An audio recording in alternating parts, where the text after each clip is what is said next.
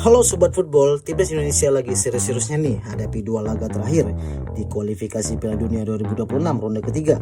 Walau masih tersisa dua laga, tapi semua mata akan tertuju ke satu laga penting, yaitu melawan Cina. Tapi sebelum kita bahas laganya, kita bahas dulu training camp mereka. Jadi semua pemain udah kumpul latihan di Bali. Lokasi TC-nya dekat beberapa meter aja ke pantai. Yes, training camp kali ini nggak main-main, tempatnya aja udah spesial bro, di Bali.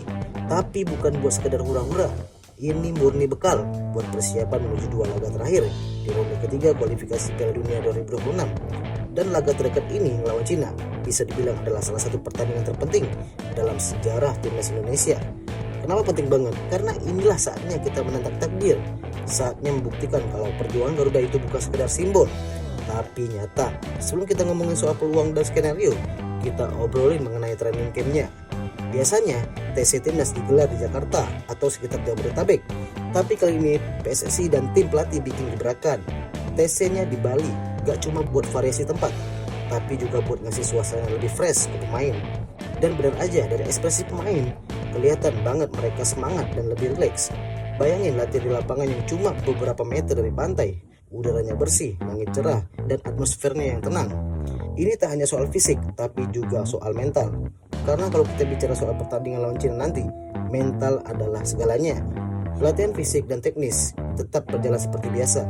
Tapi yang lebih penting, Clever, Alex Pastor, dan Dani Lanzar fokus benerin aspek-aspek dasar yang menjadi salah satu titik kelemahan pemain, seperti chemistry, komunikasi, dan ketenangan.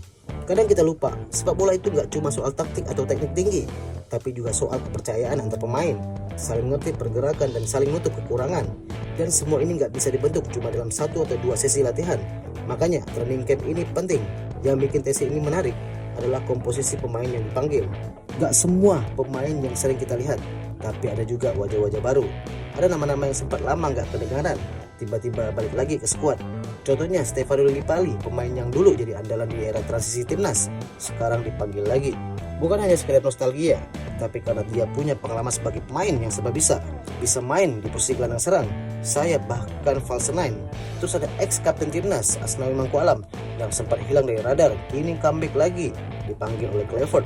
Dan juga si kembar Yakub dan Yaje Sayuri, mereka punya kecepatan dan daya jelajah yang dibutuhkan buat permainan cepat ala pelatih Belanda. Gak cuma itu, ada juga Beckham Putra yang akhirnya dapat panggil ke timnas senior. Ini jadi sinyal positif kalau regenerasi tetap berjalan. Dan buat Beckham, ini bukan cuma kehormatan, tapi juga tantangan. Dari pemain muda yang sempat mentok di kelompok umur, sekarang dikasih kesempatan menunjukkan kualitas bersaing di timnas. Yang pasti di kedua pemain datang ke Bali bawa satu hal yang sama, yaitu rasa lapar. Lapar akan pembuktian, lapar akan kemenangan, dan yang paling penting, lanjut ke level yang lebih tinggi setelah ronde 3 ini. So, kita dukung aja penuh. Bukan cuma nonton dan kasih spam komen, tapi kasih energi positif. Karena kadang ucapan semangat pun bisa jadi energi tambahan buat mereka. Dan jika kalian anggap ulasan Sobat Bola 77 menarik, disupport dong. Jangan diam aja dengan subscribe channel ini agar saya selalu update pembahasan yang segar-segar. Terima kasih, semoga kita ketemu lagi di konten-konten selanjutnya.